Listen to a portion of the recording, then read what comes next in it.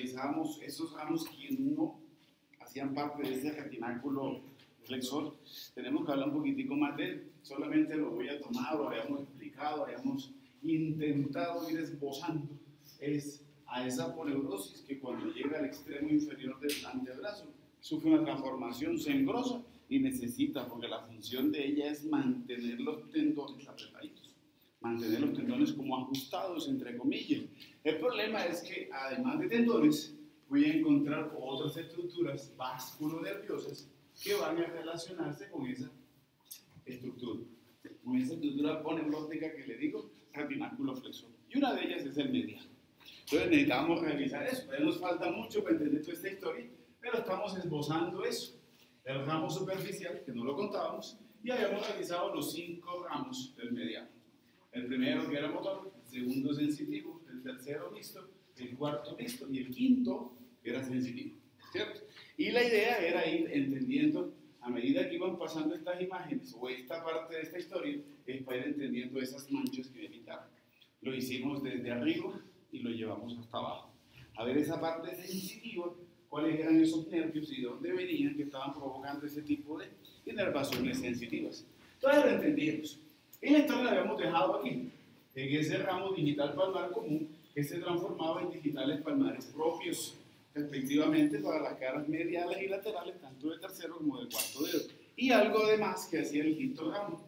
Además, ese ramo sensitivo me decía que era un ramo anastomótico, con este jovencito que le voy a decir nervio cubital. Entonces hablemos de nervio cubital. Cuando pienso en cubital, voy a tomar también como base algo. Por lo que veo aquí, traigo un cubital que les dije la otra vez. Tendremos que revisar un cubital y sitios compresivos del cubital a través de ese paso, también dado por ese retináculo flexor, pero por otras demás estructuras que en su momento miraremos, por allá mañana, pasado mañana, que le voy a decir el canal cúbito carpiano o canal de Guyon. Y teniendo en cuenta el paso del cubital por el canal cúbito carpiano de Guyon, se le van a dar 2 eventualidades. ¿Cuáles son las 2 eventualidades después de que pasa por el canal de Guyon? 1, ramos profundos del cubital, y 2, ramos sensitivos. Los ramos sensitivos del cubital hacia palma de la mano, por lo que estoy viendo hoy, es la historia que ya conozco. ¿Me va a dar esto? Entonces digo ramo colateral, digital, palmar, medial, el quinto dedo. Y también me va a dar eso. Un ramo que va a hacer 2 cosas, porque se va a transformar en esto, que va a ser un ramo digital palmar común, que me va a dar digitales palmares propios. Uno lateral para el quinto y uno medial para el cuarto. Más el ramo anastomótico con el mediano. Entonces, termino la historia del mediano, comienzo la historia del cubital. Y ese va a ser el territorio, y de esa manera voy entendiendo esto.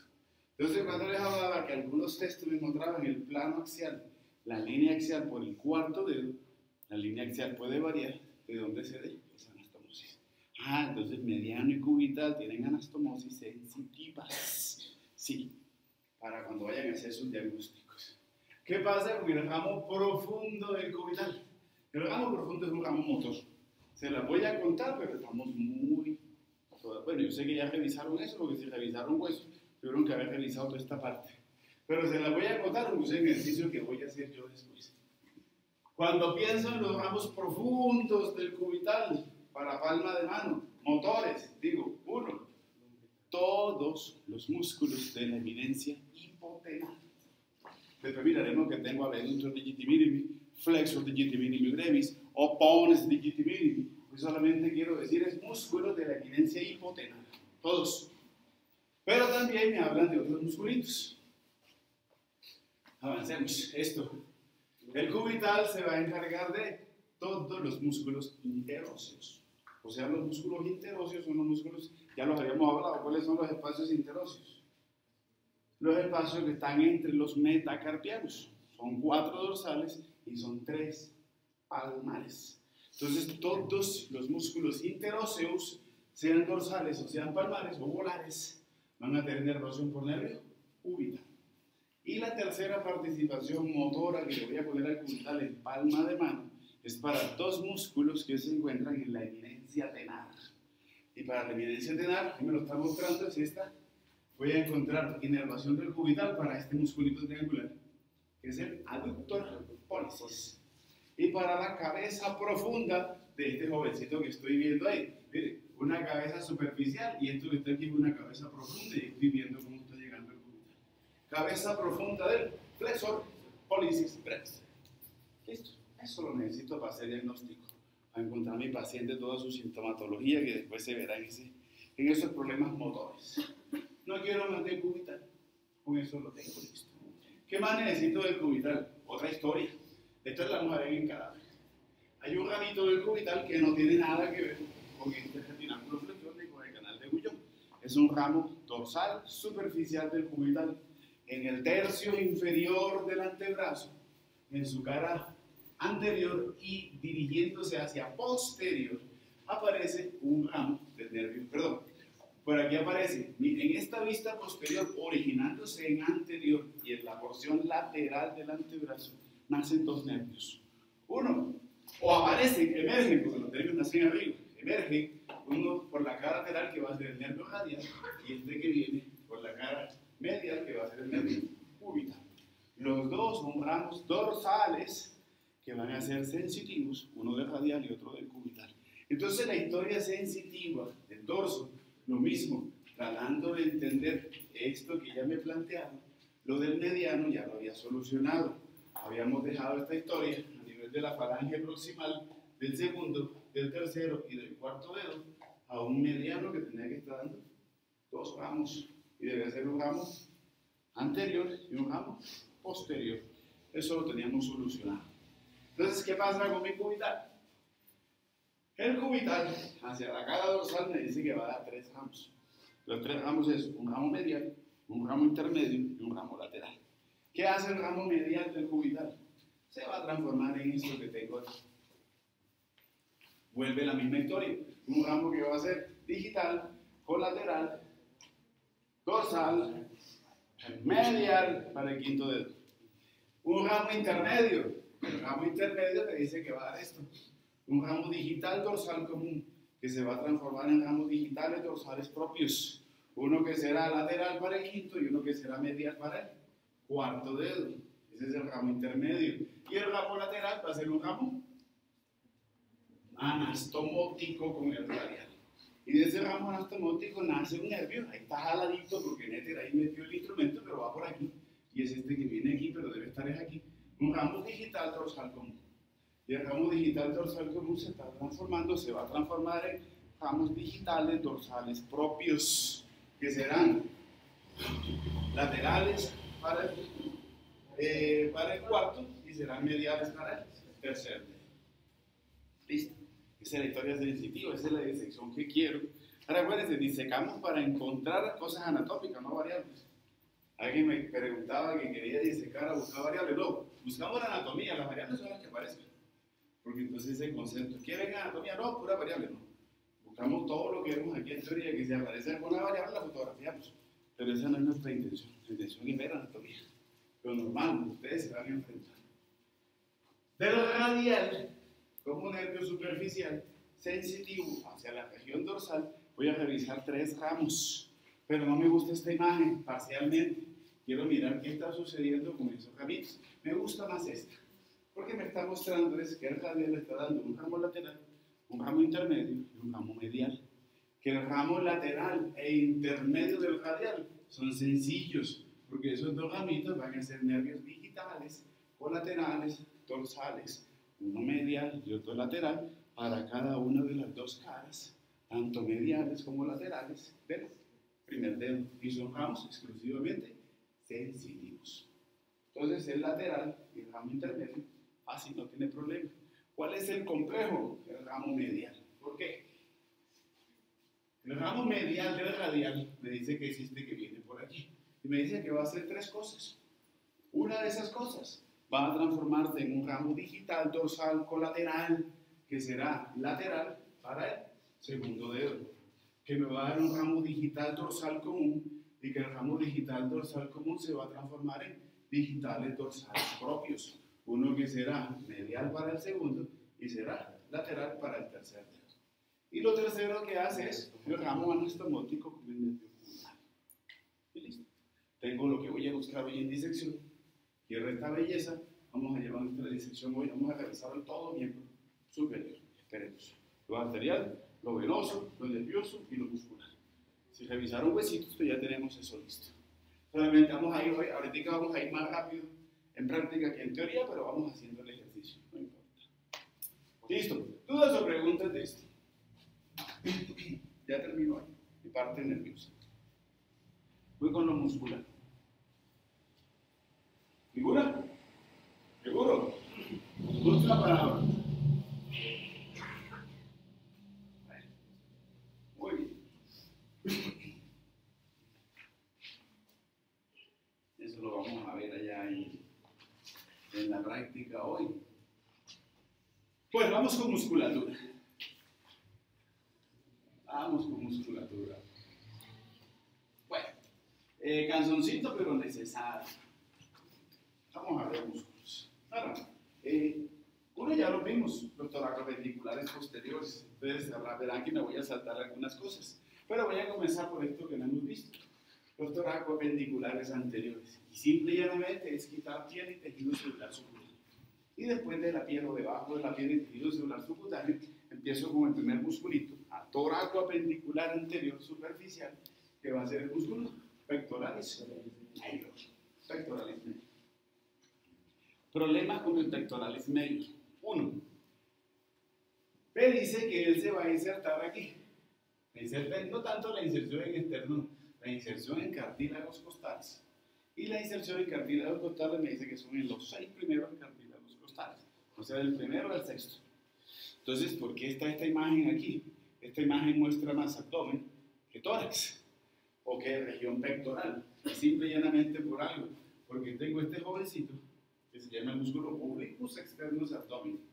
Y el músculo oblicuus externus abdominis se inserta en los cartílagos costales de la quinta a la 12ª costilla. O toma inserción en quinta o 12ª costilla. O sea,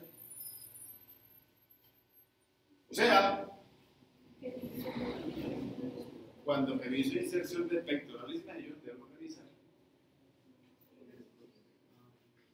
entre cruzamiento de fibras entre pectoralis major y oblicuos externos abdominis.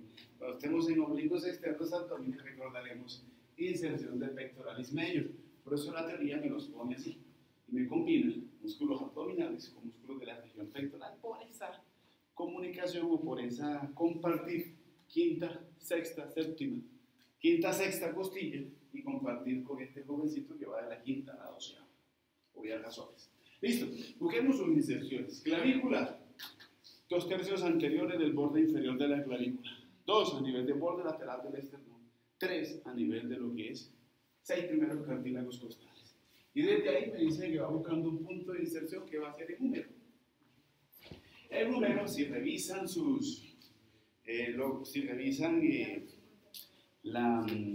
los relieves anatómicos, me habla de un troquíter, me habla de un troquín, y que cada uno de los troquíter o troquín, como son elevaciones, van a tener unas crestas. Entonces, cresta del tubérculo mayor, cresta del tubérculo menor, tubérculo mayor troquín, tubérculo troquíter y tubérculo menor troquín. Se lo van a plantear en la literatura. Listo. Inervación para este jovencito, tengo 2, del tronco secundario antero externo lateral, de C5, C6 y C7, y también tengo inervación del tronco secundario antero interno medial, de C8 y T1. Estoy hablando de nervio pectoral lateral y nervio pectoral medial. Le llegan los 2, ¿cierto? Y contando con un alza de los pectorales, pues la historia todavía sí, se amplía mucho más. Funcional, bueno, irrigación para él. Ese es el pecado mortal. Lo voy a hacer tal cual como dicen los libros. Pero acuérdense, la otra semana, que ya estemos en tórax, es cuando tendremos una visión mucho más amplia de cómo es esta irrigación. Hoy solamente voy a tomar lo que ya sabemos. ¿Qué me plantea la literatura? La literatura me va a plantear esto. Eso. La toracoacromial. Y me está planteando seguramente las ramas que iban hacia la región pectoral de la toracoacromial. Yo sé que hay más, porque tengo una torácica superior, también voy a tener una torácica lateral, que aunque va más hacia la región de dorsal ancho, va más hacia la región de serratus major, también toma algo en esta región pectoral. No les voy a adelantar lo que voy a dar la otra semana, pero sí quiero contarles algo. Toda la irrigación de tórax todavía la tenemos en un 30%. Cuando tengamos toda la irrigación del tórax, es que vamos a entender todo este gran complejo de irrigación de estos músculos que están en la región pectoral, pero que la región pectoral pertenece al tórax. Entonces, hablar ahorita de todas las arterias sería imposible. Vamos a utilizar las que ya tenemos y la otra semana entenderemos esto, qué significa.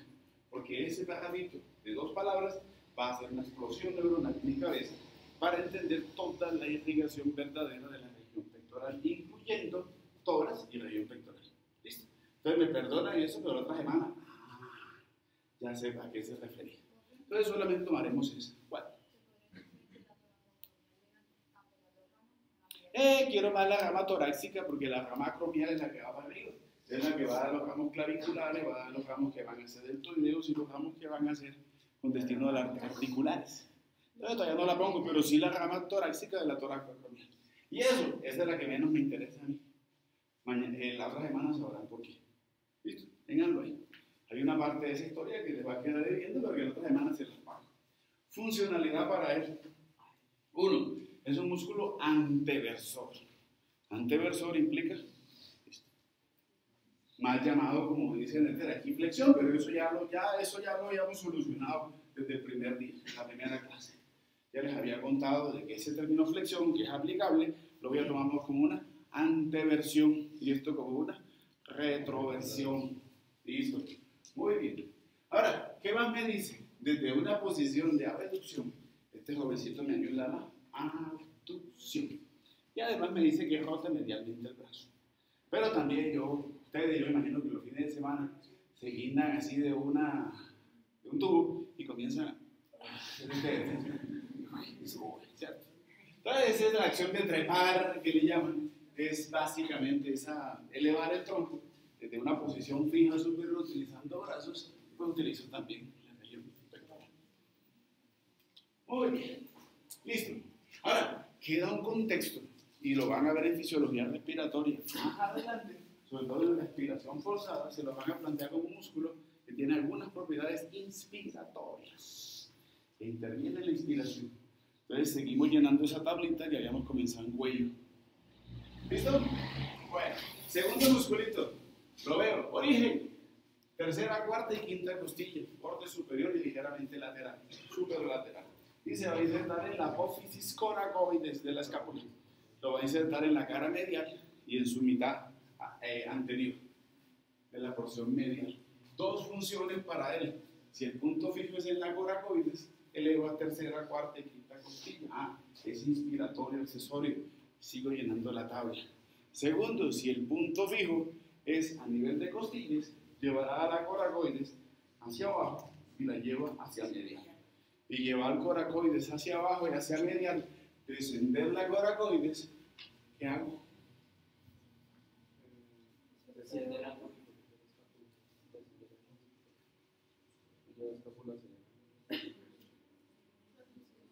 Sin comentarios. ¿Qué hago? Ole, los que realizaron sus parciales prácticos, y eso con la cantaleta, pero voy a hacer cantaletudo hasta el segundo corte, necesito terminología médica.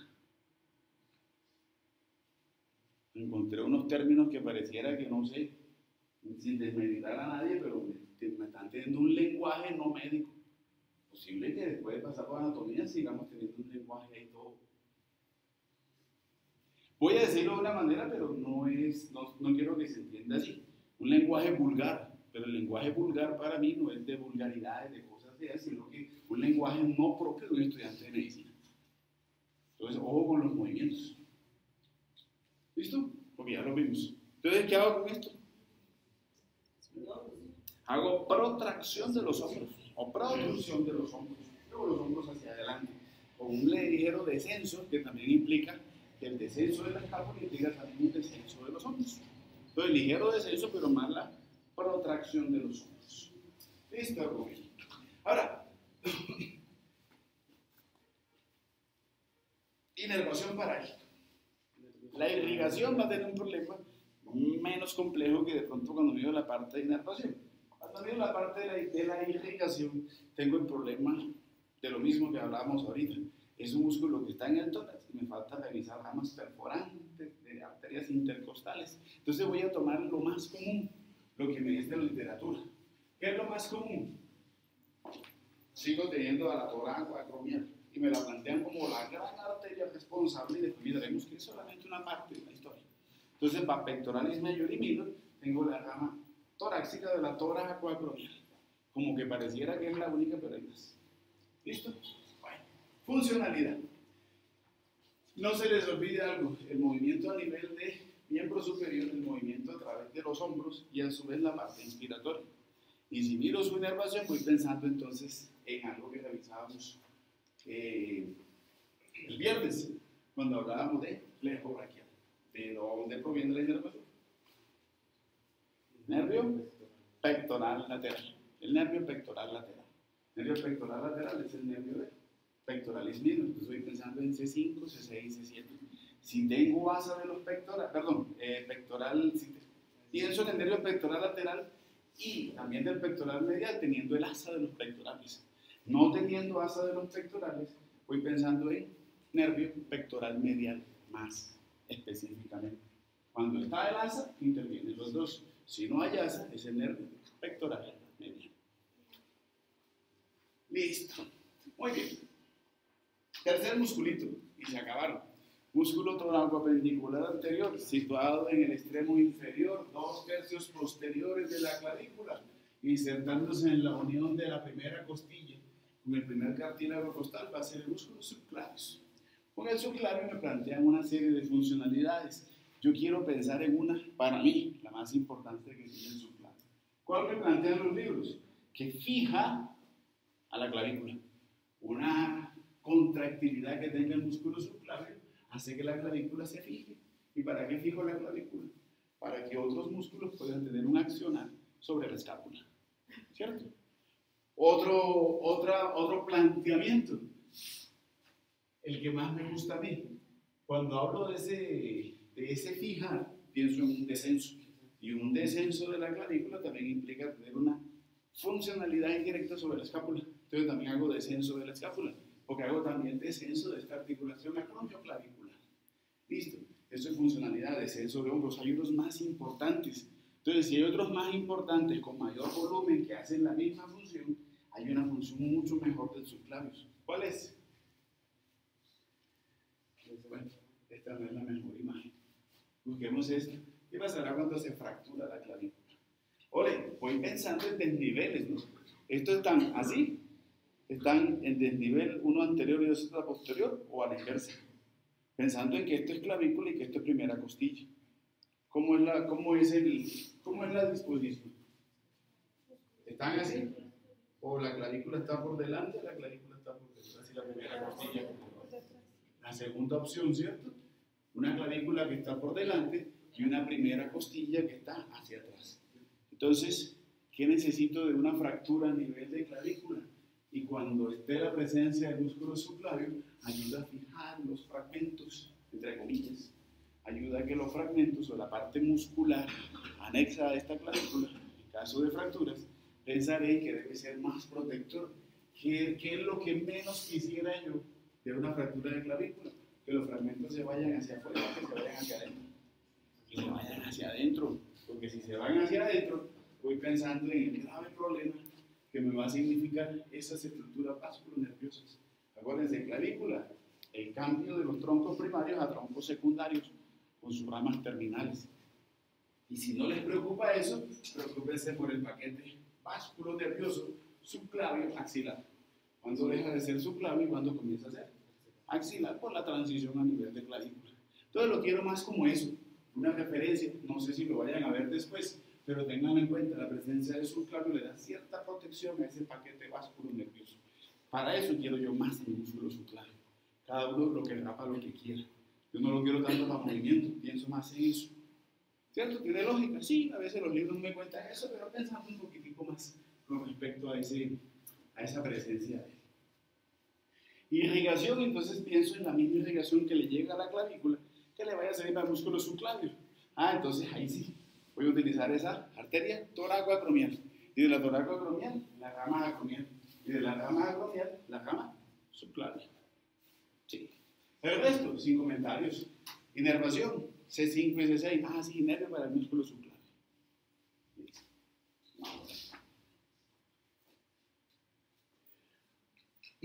Bueno, aparece este que se origina detrás, pero que se va hacia adelante. Lo habíamos mirado. Esta imagen es toda extraña, ¿cierto? Porque es que me están mostrando como este omoplato, esta escápula, que yo sé que es posterior. Sí, simplemente lo que hizo Nétero fue sacarla de la región posterior y que la miramos desde adelante. Aquí lo que me está mostrando es que en el borde medial de la escápula, por su cara anterior, voy a encontrar fibras musculares, de músculo que se llama músculo serratus major o serratus anterior. Y su disposición, sus fibras van a buscar las 7, 6, 8 primeras costillas. Tiene doble funcionalidad. Si el punto fijo es en la escápula, el serratus major es un músculo inspiratorio, pero inspiratorio en inspiración forzada, con dos problemas. Las fibras superiores y las fibras inferiores son inspiratorias, las fibras medias son expiratorias. Lo van a ver en fisiología pulmonar y en fisiología respiratoria. Allá los tratarán. Si pienso en serratus major y su punto fijo sea a nivel de las costillas, lo que él me va a hacer es lo que está en la figura de Nétero. Me hace una abducción. El problema con las abducciones, mis queridos doctores, pero eso lo van a ver allá en su ortopedia, son los diferentes grados de abducción que tengo. Aunque no hemos visto todos los músculos, sí puedo pensar en abducciones que van hasta 15, 20 o 30 grados. Entonces van a decir supraespinatus. Abducciones hasta 45, incluso 90 grados, de 45 a 90 grados, va a ser gracias al músculo deltoideus, y de 90 hacia arriba va a ser el serratus anterior o medio. No se les olvide eso. Y en una posición normal no hace retracción de hombros. No. Porque, o sea, si está así, ¿no? Básicamente, abducción. Y eso, abducción del músculo superior. Rota la escápula. Obviamente eso va, pero no con descenso, sino con ascenso de los hombros. Al hacer esto, obviamente se da. Listo. Problemas con mis serratus major. Ah, pero eso ya me lo contaron. Inervación. Ah, sí. Como es inspiratorio accesorio y es uno de los más importantes en la inspiración forzada. Entonces lo voy a tomar como nervio torácico largo o inspiratorio de Charles Bell. C5, C6 y C7. Y pensar en sus arterias, lo mismo, me quedaría corto. Pero voy a pensar en una que utilizamos el jueves, por allá cuando mirábamos esto. Y eso va a ser la torácica lateral. Esa es una de las más importantes, no va a ser la única, pero tengámosla ahí, que es una historia que la otra semana la vamos a revisar. Listo. ¿What? ¿Podríamos decir que la porción torácica ¿La qué? La porción torácica De la toracoacromial. No, es parte, contribuye, no es la más importante. En orden empezaría por torácica lateral. Le pondría la que vamos a ver la otra semana y de última dejaría la rama torácica de la toracoacromial. Acuérdense, esta historia tiene que combinarla con tórax, obligatoriamente. Pero ese es un ejercicio que siempre le dejo que mis estudiantes hagan, para que hagan esa reflexión de fines de semana, de domingo, 6 de la mañana. ¿What? ¿La qué? No, torácica superior, rama de la axila, la primera, que a veces puede faltar, lo vamos a mirar en los cadáveres. Aunque los libros la ponen como una arteria casi siempre única, yo he visto cada vez menos torácica superior. Para eso lo vamos a ver en cadáver, no se afanen, y allá les diré por qué. Problemas, dudas con estos toracoapendiculares anteriores. ¿Ninguno? Bueno, listo. Tendría que hablar de los toracoapendiculares posteriores. ¿Por qué voy a pasar los toracoapendiculares posteriores así? Porque habría que hablar de trapecios, habría que hablar de latissimus dorsi, habría que hablar de levator escapular, romboides medio diminuto. Y como ya lo vimos, entonces paso a los escapolumerales. ¿Qué voy a hablar de los escapulumerales? Algo que ya me contaron. ¿Se acuerdan quién estaba aquí?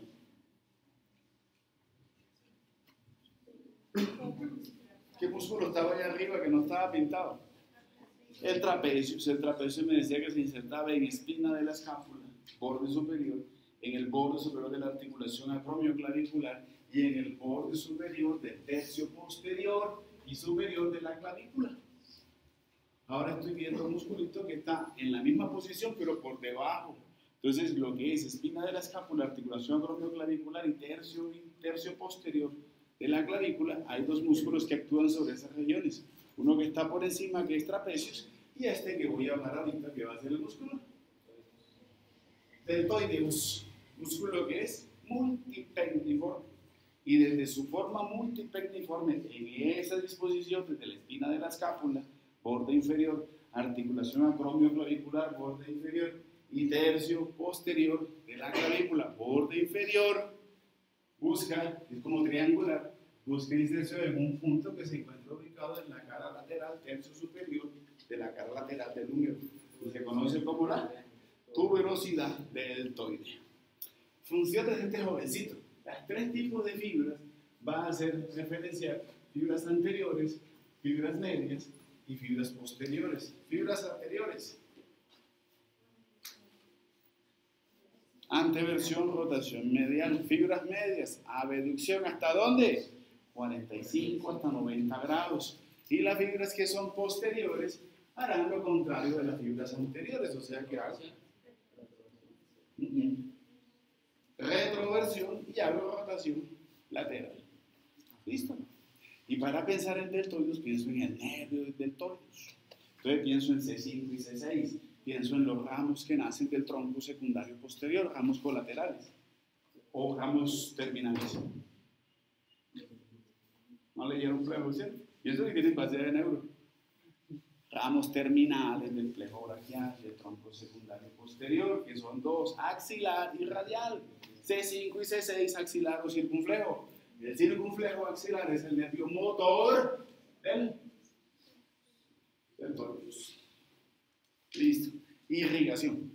¿Qué tenemos para la irrigación? Ramas de la toracoacromial, ¿cierto? Esas ramas que iban hacia, esas ramas acromiales de la toracoacromial contribuyen en la irrigación del deltoides. Dos, circunflejo humeral posterior. Pero la circunflejo humeral posterior se anastomosa con la circunflejo humeral anterior. Entonces también tengo a circunflejo humeral anterior. Y tres, tengo otra.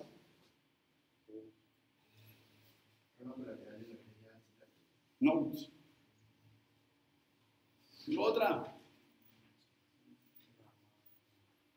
La rama ascendente de la humeral profunda que se anastomosa con la circunfleja humeral posterior.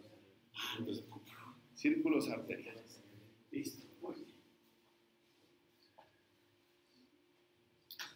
De estos escapulohumerales empiezo a tratar una historia muy bonita, muy interesante y de que van a asistir mucho a su consulta este tipo de pacientes. Vamos a ver cómo nos va. Entonces tengo mucho, bueno, la figura de Nether ubicó mucho, en realidad no ubica tanto, pero voy a tomar tercio inferior de la cara posterior y del borde lateral de la escápula. Y voy a tomar una cresta, que me dice que es la cresta del tubérculo venoso, del húmero. Y voy a hablar de un músculo que es el músculo teres major. Músculo teres major. ¿Qué tiene de especial el teres major? Dentro de la musculatura escapulohumeral, el teres major es uno de los músculos que me ayuda a hacer un movimiento que se llama la rotación medial. Pero a pesar de que hace rotación, no entra dentro de un grupo que vamos a ver ahorita, que es el músculo de el grupo de los manguitos portadores. Manguitos portadores. No entra en esa historia, pero sí contribuye en la rotación medial del húmero. Dos, este jovencito, desde una posición de abducción, me ayuda a hacer abducción. Y tres, me ayuda en la extensión, pero no será la extensión que yo quiero, te voy a decir la retroversión. Retroversión. Eso lo quiero todo para mí. Si le busco irrigación a este jovencito, arteria subescapular, esa arteria subescapular, ese ramo, la más voluminosa de las ramas del axilar, se va a encargar de esa irrigación para él. Y si busco los nervios, ¿qué nervios le voy a poner a él? Voy pensando en tronco secundario posterior. Voy pensando en las ramas colaterales del tronco secundario posterior. Acuérdense que son tres. ¿Cuáles son? Bueno, nervio subescapular superior, nervio subescapular inferior y nervio subescapular intermedio, pero yo les conté que le iba a decir nervio toracodorsal. Entonces voy pensando en C5 y C6 y voy pensando en un nerviosito y será un nervio subescapular inferior del flejo braquial. Bueno, no voy a preguntar más por qué, me preocupo. Listo, sigo avanzando. Ocupando la fosa supraespinosa y buscando la cara posterior, ligeramente lateral y hasta anterior del tubérculo mayor del húmero, voy a encontrar este jovencito. Supraespinatus. Y el supraespinatus como músculo, todo movimiento que se genere en el miembro superior necesita de una primera, inicial y necesaria abducción. ¿Quién lo hace? Este jovencito. Por eso es responsable de los primeros 30 gramos. Algunos hablan de 25, otros hablan de 20. Eso lo van a dilucidar con su ortopedista. Pero voy a hablar de músculo supraespinatus. Y el músculo supraespinatus básicamente me va a hacer la abducción, la separación como movimiento inicial necesario de cualquier movimiento del miembro superior. Inicia con una abducción. Listo.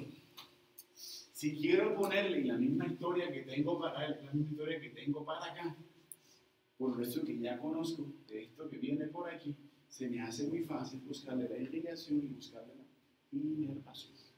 Sin embargo, la irrigación se me quedan cortos. ¿Por qué? Porque solamente me hablan de esto. Arteria, que nace del tronco tirobicépnico escapular, la rama de la subclavia, que es la arteria supraescapular. Pero yo ya sé que no es la única, porque esta arteria del supraescapular tengo que unirla con una D. Y tengo que unirla con una D para formar un feria escapular. Lo que digo la semana antepasada, ¿cierto? Entonces yo sé que ahí debe haber más territorios arteriales de los que ya me contaron, pero eso ya lo habíamos revisado. Entonces para supra y para infraespinatus voy a tomar a la misma arteria, el mismo nervio, el mismo drenaje venoso venoso, ¿cierto? En contexto, en todo lo complejo, en todo el círculo arterial periescapular, pero con una arteria principal que es la supraescapular. Y el nervio C5 y C6 supraescapular. ¿Cuáles?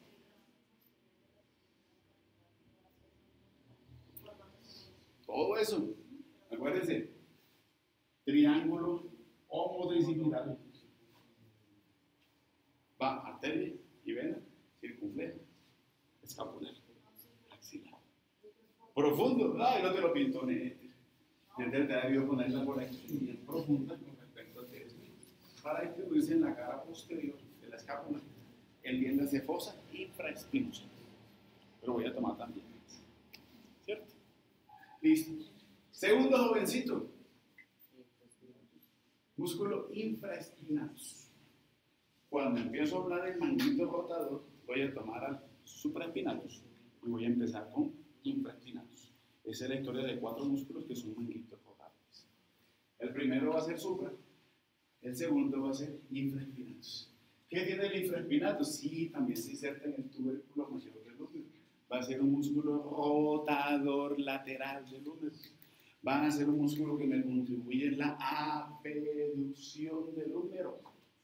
Y me lo plantean, aunque a veces no es tan bien reconocido como eso, cuando me hablan de la integralidad de esta articulación, cuando me hablan de la necesidad que la cabeza humeral se encuentre dentro de la cavidad glenoidea, algunos empiezan a poner un protagonismo a estos músculos escapulohumerales. La irrigación y la inervación para el infraespinatus cambia con respecto al supra. ¿En qué sentido? Es la rama que nos contaba la doctora. Además de ponerle arteria supraescapular y de ponerle el círculo arterial periescapular, para el infraespinatus lleva una adicional y es una de las más importantes para él y va a ser la rama posterior de la circunfleja escapular. Se distribuye por la fosa infraespinosa y le da irrigación a lo que está contenido en la fosa infraespinosa. Entiéndase músculo infraespinatus. No problema. Bueno, el otro musculito lo veo aquí, el tercer protagonista del manguito rotador. y va a ser el músculo teres minor. El teres minor se inserta en lo que es en la mitad superior del borde lateral de la escápula y desde ahí busca el tubérculo mayor del húmero. El teres minor también es un músculo que es rotador lateral, pero tiene algo que no tienen los demás. Ahora sí, es uno de los protagonistas. Cuando pienso en manguito rotador, voy a pensar en uno de los protagonistas que necesito para el mantenimiento de la cabeza del húmero dentro de la cavidad glenoidea de la escápula. Y si pienso en su inervación, las cosas van a cambiar. C5 y C6, tronco secundario posterior, nervio axilar o circunflejo. Y si pienso en su irrigación, voy a tomar desde la circunfleja escapular, desde esta que es supraescapular, y voy a tomar a esta jovencita que viene por ahí, que va a ser la circunfleja humeral posterior. Eso, toda esa contribuye para el teres minor. ¿Listo? El último jovencito que necesito es en la cara anterior del húmero. En la cara anterior del húmero, en la cara anterior de la escápula. Y en la cara anterior de la escápula me encuentro una fosita. Y la fosa es la fosa subescapular. ¿Quién está ahí ubicado? Músculos subescapulares. Ocupando toda la fosa, inclusive los que miraron osteología se dieron cuenta que habían como unas lineecitas, como unas crestas, inserciones musculares. Y de ahí va buscando el tubérculo menor del húmero. Buscando el tubérculo menor del húmero, mi subescapular es un músculo que ayuda en el mantenimiento de la cabeza del húmero en la cavidad glenoidea. 2, también me va a ser un músculo que hace rotación media. Y cuando pienso en subescapular, pienso en C5 y C6, el tronco secundario posterior, y pienso en dos nervios, en el nervio subescapular superior y el nervio subescapular inferior. Entonces el nervio subescapular inferior le da dos músculos, al subescapularis y al teres minor. Listo. Irrigación. Ramas del axilar. ¿Cuál de las ramas del axilar? La arteria subescapular. Subescapular. Y la subescapular, rama del axilar. Y tengo una circunfleja escapular naciendo de la subescapular que también le da irrigación al músculo subescapulares. Recojo todo eso para revisar. Dígame. Muchas. Da una subescapular que nace de la subescapular y hay una subescapular que nace propiamente directamente del axilar. Una de las circunflejas. Las subescapulares son de dos tipos. Una subescapular que nace de la subescapular y una subescapular que nace de la circunfleja escapular. ¿Cierto? Una es antes de dar la vuelta y una es después de dar la vuelta, que es cuando se llama circunfleja escapular. Y todas van con destino a la región subescapular. ¿Se acuerdan? Recojo todo lo que ya veíamos. Señor.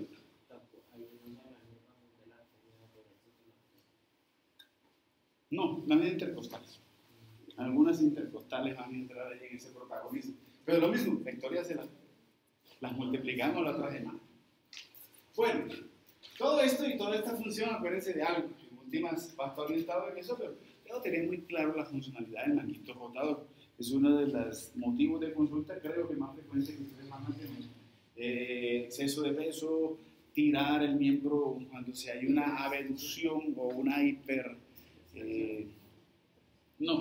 digámosle que se aumenta la longitud entre lo que es la cabeza del húmero versus la cavidad glenoidea de la escápula. Entiéndase, uno va a agarrar algo, sea porque lo suelte en peso, sea porque hay un movimiento hacia afuera, extrusivo muy fuerte, realmente trae daños, lesiones, inflamaciones de estos manguitos de los rotadores, ya sea en rompimiento de tendones sobre las fibras musculares. Pero en tu contexto necesito toda esa funcionalidad de ellos y quiénes son los que verdaderamente mantienen esa integralidad. Aunque la culpa se la dan a los ligamentos, músculos fuertes hacen de que la articulación glenohumeral esté en salud. Pienso más en una participación muscular que en una participación ligamental. ¿Dudas o preguntas? Una. Compartimento anterior del brazo. El compartimento anterior es muy sencillo. Compartimento anterior del brazo va a ser el más superficial, piel y tejido celular subcutáneo. Encuentro este jovencito y va a tener de 2 hasta 3 y hasta 7 cabezas. No las he visto, solamente he visto 3 hasta ahora. Espero que mis ojos vean 7 cabezas de este jovencito. Lo más común que ustedes se van a enfrentar es un músculo que es forma. Fusiforme. Es fusiforme. ¿Cierto? Es como alargado el compartimento anterior. 4 puntos de inserción, 2 arriba y 2 abajo. Puntos de inserción superiores. Me habla de que él tiene una cabeza que es corta y una cabeza que es larga. La cabeza corta, sí, busca inserción en el extremo anterior de la coracoides. De la apófisis coracoides o pico de cuerpo, también se llama. Y su otro punto, su otra cabeza, que es la cabeza larga, me dice que va a tener un punto de inserción allá arriba. Va a ser en el borde superior de esta cavidad glenoidea de la escápula. Entonces por eso le llaman un tubérculo supraglenoideo. Encima de la cavidad glenoidea de la escápula. Hacia abajo tiene 2 puntos de inserción. ¿Cuáles son sus 2 puntos de inserción abajo? Una cabeza que es lateral y una cabeza que va a ser medial. La cabeza lateral, esa que se ve aquí, ahí no se alcanza a ver su destino final, pero aquí sí se alcanza a ver. Va a ser en una proyección, una elevación que tengo el radio. La tuberosidad del radio.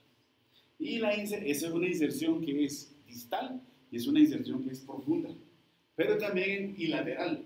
Y tengo una inserción que va a ser medial y que va a ser superficial. Y es eso que lo planteé aquí y eso que vamos a ver en el cadáver que se ve muy parecido a eso que está ahí.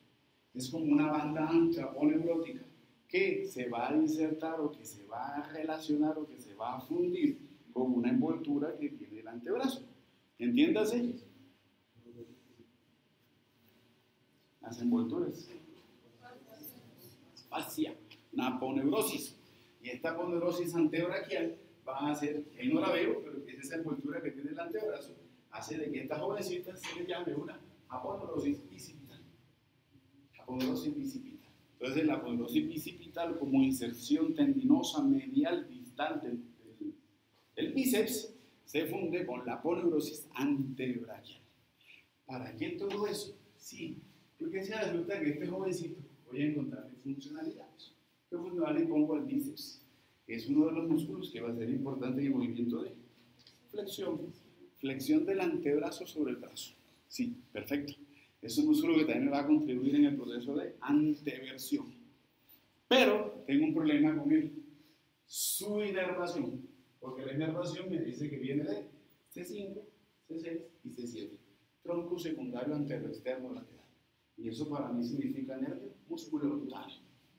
Eso está bien hasta el momento en que me dice de que este bíceps hace movimiento de supinación. ¿Cierto? Algo pasó. ¿Qué pasó? No se la voy a contar para que lean. Hay algo que cambió la historia, ¿cierto? De esa historia que yo les conté la semana pasada y que ahora les traigo hoy, hay que hacer excepciones motoras en miembro superior. Esa es una. El músculo cutáneo versus bíceps. Porque me contaron de qué era. ¿Qué es el músculo cutáneo para ustedes hoy? Es un nervio. Muy bien. Bueno, pero la excepción es en cuanto a qué, en cuanto a lo nervioso. Sí, estamos en lo nervioso, que es un movimiento, un motor. Bueno, muy bien. Listo.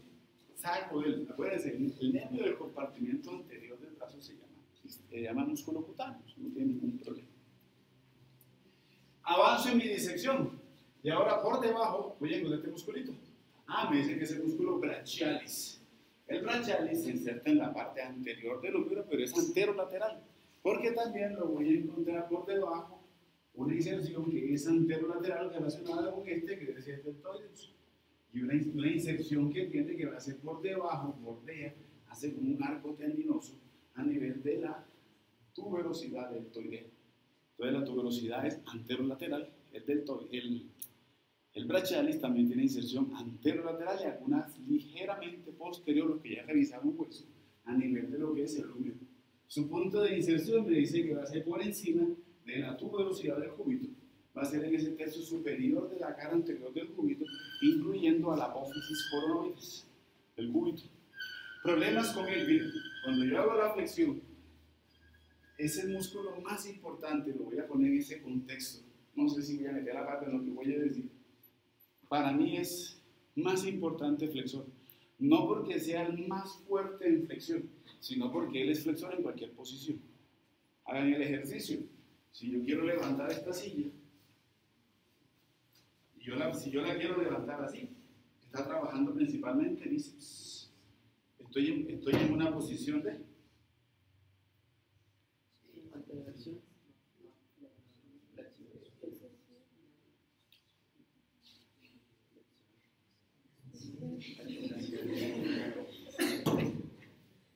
El brachialis trabaja en cualquier posición, sea en pronación o sea en supinación del antebrazo. Mientras que el bíceps solamente trabaja cuando el brazo se encuentra en supinación. Cuando está en pronación se bloquea y solamente trabaja ese brachialis. Listo. Problemas con este jovencito. Y es un movimiento rápido, es un movimiento de contractilidad muy rápido. Problemas con el brachialis. Sí, si es flexor no tiene problema, porque entiendo de que debe ser músculo cutáneo y tiene lógica. Problemas que él a veces tiene nervaciones, además del músculo cutáneo, tiene nervaciones por C5, C6, C7 y C8.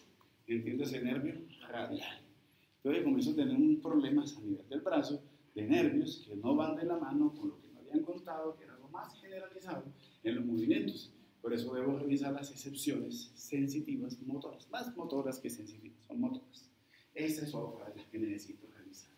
Al músculo brachialis. Cada vez hay estudios chilenos y estudios peruanos donde encuentran mucha participación en una gran cantidad de casos del radial contribuyendo en la inervación del brachialis. Ténganlo para sus diagnósticos. Tercer y último músculo del compartimento anterior. Músculo coracobrachialis. Arriba me dice que se va a insertar en la coracoides. Incluso comparte inserción con lo que estoy viendo ahí. La cabeza larga del bíceps. Por eso me hablan de un tendón común, coracobíceps. Es eso, es ese tendón común que cumplen ellos o que tienen de inserción común. ¿Dónde? No me gusta ese punto de inserción, está abajo, mira abajo. Miremos qué me dice mucho. Me dice que la inserción van a ser en, tampoco me gusta, es tercio superior de la cara media del húmero. Me lo está mostrando como medio, como muy inferior, es tercio superior. Pero me sirve para la posición, porque va a ser un músculo que uno me va a ayudar en aducción. 2, es un músculo que me va a ayudar en anteversión. Y 3, rotación media. Inervación, músculo. Ahora, ¿qué pasó con la irrigación para bíceps, para brachialis y para coracobrachialis? Porque no la vi. Es la misma para los tres. El nervio te hace que es músculo cutáneo. Es más, hay una imagen que nunca se me olvida. Generalmente, en un gran porcentaje de los casos, siempre voy a ver esto. Ese nervio que está ahí es el nervio músculo cutáneo. Y el músculo cutáneo tiene un punto débil. La debilidad del músculo cutáneo es que le encanta perforar al músculo coracobrachialis. Ténganlo también en cuenta porque dentro de las posibles compresiones que tiene músculo cutáneo, esa es una de las que seguramente van a revisar más adelante en su teoría en ortopedia. No se les olvide esa relación entre ellos. Y también para disecar es un punto anatómico preciso para localizar el musculito y al nervio también. Lo vamos a hacer hoy. Bueno, irrigación no me dijeron. Ramos musculares, ahí el protagonismo va a ser esos ramos musculares que traía de mi arteria humeral o brachial. ¿Listo? Señor. El músculo brachialis. El músculo brachialis, como usted dijo que tenía una inervación por radial. El brachialis. No se podría hablar también. Ojo, adicional. El nervio del brachialis se llama músculo cutáneo, pero también se ha visto ramos del radial participando en eso. ¿Cierto? Y no se podría hablar también de, por ejemplo, la radial recurrente. Pero me estás combinando arteria con nervio. No, pero hablando de la irrigación, para allá voy. Ahora, eso es como lo más importante de estos ramos musculares de la humeral. Quisiera buscar qué otros hábitos pudieran contribuir. Miren, lo lógico, teniendo músculos que se están insertando aquí, en lo que es tuberosidad radio, o que se inserten en la coronoides, voy a tener una participación muy estrecha de círculo arterial. Y eso ya, ¿cierto? Sí. Bueno, compartimento posterior del brazo. Compartimento posterior, el músculo, todos, uno más representativo que el otro, le ponen un protagonismo al uno más que el otro, otros con algo como de solventar, aunque no estoy tan de acuerdo, pero vamos a revisar. El músculo del compartimento posterior va a ser este jovencito que está.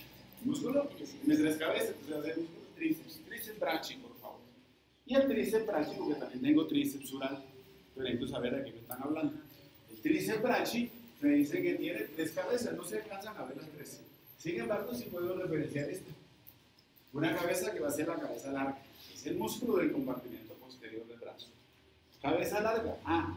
Si la cabeza larga del bíceps se insertaba aquí, en el tubérculo supraglenoideo, la cabeza larga del tríceps,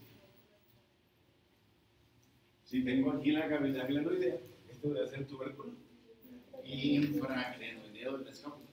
Entonces inserción en tubérculo infraglenoideo de la escápula. 2. Cabeza lateral. Y para la cabeza lateral y la que no estoy viendo acá más profundo, que es la cabeza media, voy a tomar un punto de referencia que ya conozco. Canal de torsión. Entonces, para la cabeza lateral, voy a decir que se inserta por encima del inicio del canal de torsión. Y para la cabeza media, voy a decir que se inserta por debajo del canal de torsión. Entonces, ya tenemos canal de torsión en el húmero, ya lo tengo fijo y la tengo clara, mi inserción va a ser muy fácil. Porque la inserción es compleja. Se la simplifico porque ya conocen su canal de torsión, ya se sabe en ese borde posterior del húmero como la palma de su mano, entonces ya es fácil extrapolar a esos fascículos musculares en esos puntos precisos de inserción. Por encima del canal de torsión, cabeza lateral, y por debajo del canal de torsión, la cabeza media.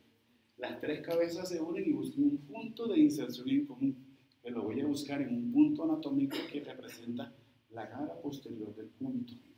Y la cara posterior del punto se conoce por el nombre de el olecrano. Entonces se inserta en el olecrano. ¿Para qué me sirve el tríceps? 1, para hacer retroversión. Pero también, si con el compartimento anterior dice flexión del antebrazo sobre el brazo, con el compartimento posterior voy a hacer extensión del antebrazo sobre el brazo. Y pensar en el nervio de este que debo darle la ecuación motora a este jovencito, pienso en lo único que se me puede decir a la cabeza. Las raíces de C5, C6, C7 y C8. Estoy hablando de la rama terminal, una de las dos ramas terminales del tronco secundario posterior del plejo braquial. Estoy pensando en el nervio radial. Nervio radial. Miren, aquí estaba. Cabeza media, cabeza lateral. ¿Listo? Para pronación y la supinación también. No. Señor, era una vez posterior. Yes. Entonces el canal de torsión ya... Es desde proximal, desde arriba hacia abajo, es medial hacia lateral. No lo tome de lateral hacia medial, de medial hacia lateral. ¿Listo? Bueno, dos cositas referente a ponerle función al tríceps sería básicamente la que acabamos de decir. Sin embargo, hay una función adicional que se le atañe a la cabeza larga, y es que la cabeza larga contribuye desde una posición de abducción, contribuye a la abducción. Irrigación para él. A ver si hay una imagen aquí, no hay una imagen. Pero ya ustedes la tienen en la cabeza. ¿Quién se la pongo?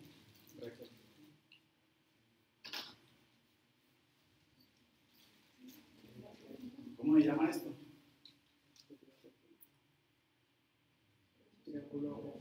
No. Hendidura húmero precipitado de Avelino Gutiérrez. Por esa hendidura me dice que está pasando el radial como nervio en compañía de esta jovencita que está aquí. Humeral profunda. Entonces si el nervio es el radial, pues la arteria es la que va en compañía de humeral profunda. Sin embargo, las inserciones que hace en olecrón hace que también intervenga otra estructura más en la irrigación del tríceps. Y va a ser círculo arterial del codo. Pero la principal irrigación va a provenir de humeral profunda. Humeral profunda. Listo, muy bien. Segundo musculito, pero no sé. Es un músculo que se puede realizar en el antebrazo y se puede realizar en el brazo. Epicóndido lateral del húmero hasta la cara posterior del olecrón. Voy a encontrar el músculo anaconius. El anaconius le ponen como un músculo que refuerza la acción del tríceps en un sexto, otros dicen que un tercio, parece que es mucho. Pero bueno, refuerza la acción del tríceps. O sea, la misma función que le puse al tríceps se la pongo al anaconius, pero en un sexto o en un tercio, o un cuarto, dicen algunos autores. Entonces también contribuye básicamente más en la extensión o en la retroversión del brazo. Creo que me están diciendo desde el proceso de extensión del antebrazo sobre el brazo. ¿Listo? Por ser posterior, su nervio será el radial y por la ubicación creo que la historia debe ser círculo arterial.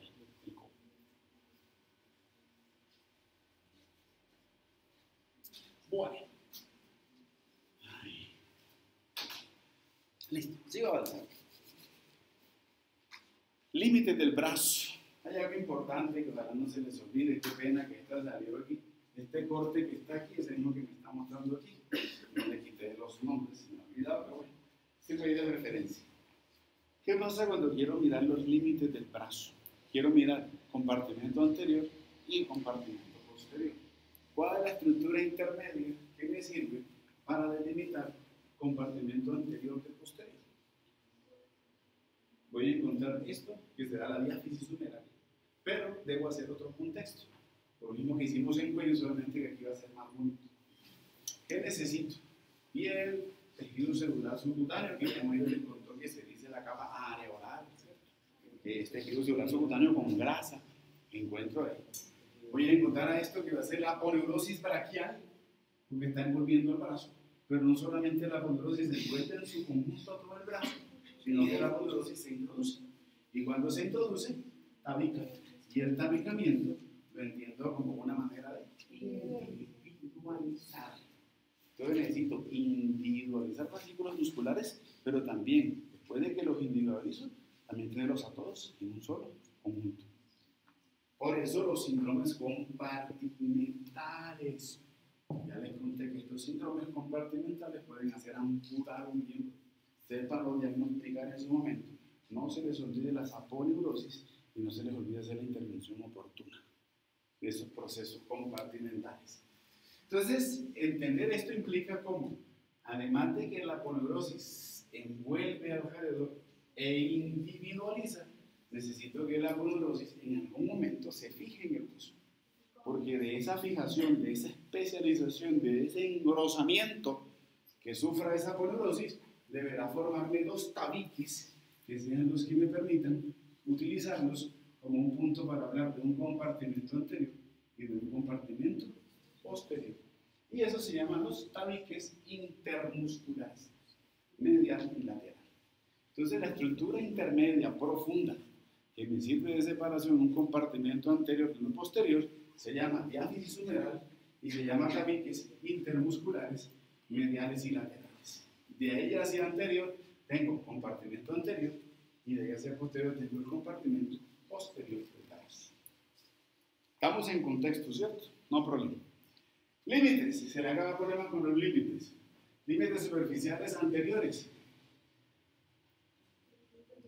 La proyección del relieve del pectoralis major hacia el brazo. Límites superficiales posteriores. La proyección del borde superior del latissimus dorsi hacia el brazo. Límites inferiores para el brazo. Unas líneas o dos traveses de dedos desde el epicóndilo lateral del húmero. Esto que está aquí el epicóndilo medial, aquí tengo epicóndilo lateral, dos traveses de dedos, ese es el límite inferior del brazo. Y los límites mediales y laterales son las líneas verticales que vayan de los epicóndilos hacia arriba y que me hagan esa delimitación. Lo habíamos hecho cuando iniciábamos axila. Habíamos trazado esos límites de medio. Solamente quería hablarle más de los compartimentos. Lo demás ya lo hemos revisado. Bueno, entonces, ¿qué vamos a hacer con todo esto? Importante, no se les olvide los linfáticos del miembro superior. ¿Por qué son importantes los linfáticos del miembro superior? Por la estrecha relación que tienen con la región de la mama, la región pectoral. Además, si vieron a su pectoralis major, y revisando pectoralis major y me devuelvo al pectoralis major, tengo un problema con el pectoralis major. Más que con el pectoralis, algo que está ahí en la región pectoral.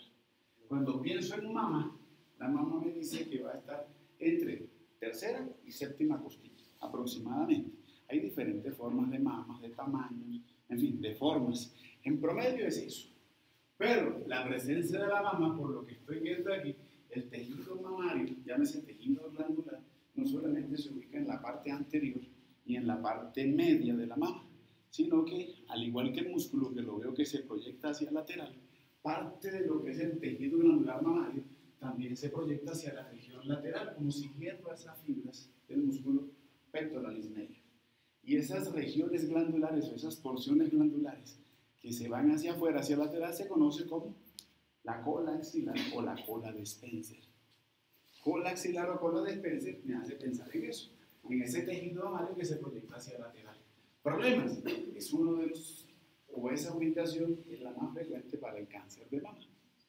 Entonces también necesito hablar de cáncer, necesito hablar de linfáticos. ¿Por qué? Porque son los centinelas. Espero que nunca se les olvide el tal. Bueno, vamos a revisar en mama también. ¿Cuáles son los ganglios de la región pectoral? No solamente del miembro superior, aunque es un tema que todavía nos falta, pero voy revisando los ganglios centinelas, no solamente de la región pectoral, sino también del miembro superior. ¿Cuáles son los ganglios? La imagen de Letter me los hace entender un poquito mejor. Son 5 grupitos de ganglios. ¿Cuáles son los 5 grupos de ganglios linfáticos a nivel de axila y a nivel de miembro superior? Primera connotación, primer algo lógico. ¿Dónde encuentro anexos a los ganglios? En lo venoso, ¿cierto? Generalmente acompañan a las venas, pero tengo un paquete también ahí vascular, entonces va a ser vascular, aunque a veces también coincide con lo nervioso. Es un paquete vascular nervioso, pero va a estar más relacionado con venoso. ¿Por qué y no con lo arterial? Porque la linfa desemboca en venas, ¿cierto? Ya conocemos ese proceso que ya habíamos revisado en cuello también. Listo.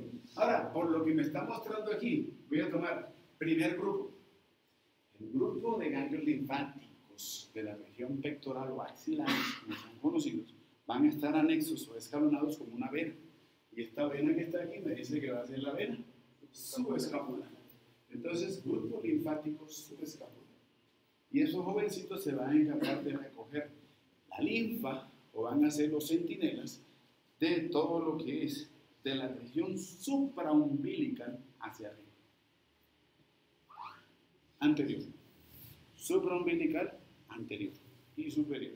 O sea, no solamente estoy hablando de región pectoral, sino también de región abdominal.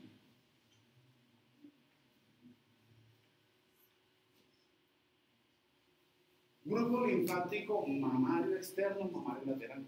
Se va a encargar de recoger la linfa. Sí, voy a hablar de la región supraumbilical, pero ya no anterior, sino que voy a proyectar la región supraumbilical hacia atrás. Entonces, toda la linfa que se recoge de la región supraumbilical superior, pero posterior, va a estar hablando no solamente de paredes del tórax, sino también de pared torácica posterior, va a ser a cargo de los ganglios linfáticos mamarios externos. Tercer grupo, los ganglios linfáticos axilares, propiamente dicho. Algunos le dicen ganglios linfáticos humerales laterales. Son los más superficiales en la región de la axila. Y cualquier proceso infeccioso, generalmente que ocurra, generalmente comienzan a sentirse. No sé si les habrá pasado. Le llaman, en la costa le dicen secas, ¿cierto? Cuando el ganglio ahí se infarta, son muy superficiales y se palpan fácilmente a nivel de la axila. En enfermedades, si se los palpan ahorita, pues no se lo sienten. Ese es el grupito humeral lateral. Sigo avanzando y encuentro a nivel de todo lo que es el escalonamiento y a todo lo que es esos, toda esa vena axilar, esos vasos axilares, encuentro un grupo linfático intermedio. El grupo linfático intermedio son ganglios, como su nombre lo dice, que se encuentran ahí, como en el centro de todo ese recorrido de mi arteria, de mi vena axilar. Sigo avanzando y esos se conectan con unos que van a estar relacionados con clavícula, entonces van a ser infraclavículas. Y esos son mis 5 grupos. Ahora, estos ganglios infraclaviculares me van a seguramente a conectar con otros que están por encima de la clavícula, que van a ser supraclaviculares. Y con eso acabo de terminar una historia que ustedes ya conocen. Esa historia se llama los ganglios linfáticos.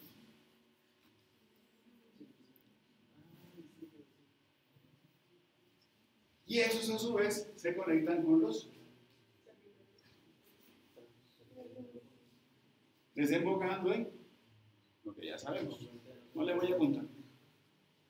Profe, ahí también hay mayor precaución con los izquierdos.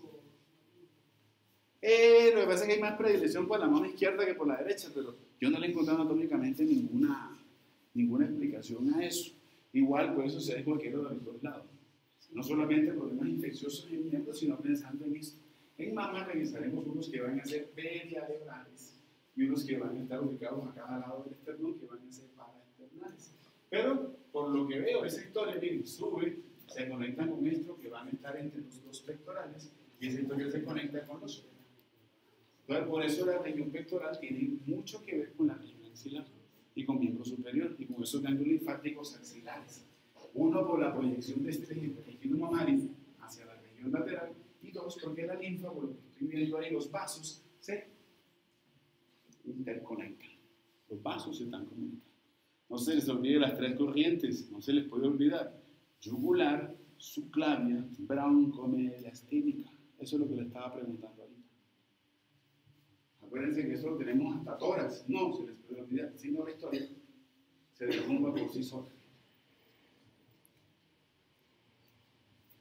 Bueno,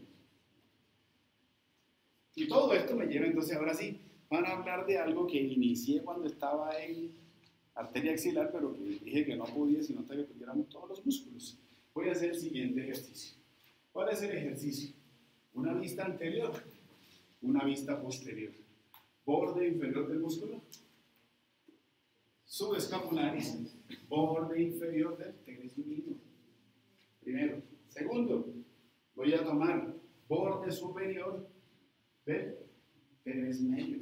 Y eso lo voy a proyectar con la diáfisis humeral.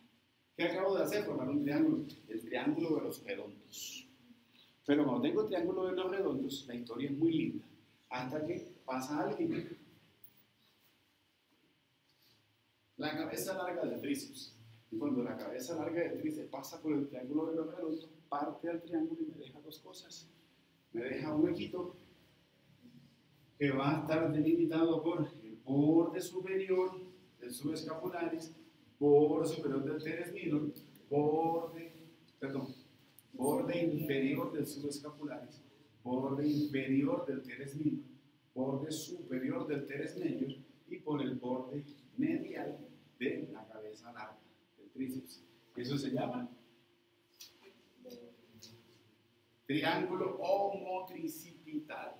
¿Para qué? Porque es un punto que me está conectando la axila con la región escapular posterior. Y esa comunicación va a ser para que alguien pase. Y ese alguien se llama la arteria circunfleja escapular. Segundo, borde inferior del subescapularis, borde inferior del teres major, borde superior del teres minor, borde superior del teres major, borde superior del latissimus dorsi, borde lateral de la cabeza larga del tríceps y diáfisis humeral. ¿Qué me está delimitando? El cuadrilátero. El cuadrilátero se dice cuadrilátero del O. O si no, te digo, cuadrilátero humerotricipital. Humerotricipital. ¿Qué hace ese cuadrilátero? Me dice que me comunica ¿Qué me comunica? La axila con la región deltoidea. ¿Qué estructuras transitan? Nervio circunflejo axilar y transita la arteria circunfleja humeral posterior con vena circunfleja humeral posterior. Vamos a verlo hoy en nuestros cadáveres, si es cierto. Y el otro, lo último, aunque no hace parte del triángulo de los redondos, sí necesito revisar ese huequito. Ya no hace parte de los triángulos, pero tengo una hendidura húmero-tricipital o de Avelino Gutiérrez, que está delimitado por uno, la intersección de las dos cabezas, la cabeza larga y la cabeza lateral del tríceps, y por encima tengo el borde superior del teres. ¿Y para qué sirve? Pues que me está conectando la región de la axila con la región posterior del húmero, o la región humeral posterior. ¿Y para qué? Para que transite arterias, el paquete vascular nervioso representado en arteria humeral profunda, vena humeral profunda y nervio craneal. ¿Cierto? Sí. ¿Listo? Bueno, mañana hablamos un poquitico de fascias y tomamos antebrazo. Mañana revisamos antebrazo, creo que una vez la región anteroexterna. 20 musculitos, son facilitos, no tienen problema. Pero lo vamos a mirar en práctica, ¿no? Entonces nos vemos más luego en práctica. Gracias por venir, gracias por la atención. En Roca está el taller para el lunes, por favor, lleguen 8 me lo entregue, 7:30 de la mañana. El taller de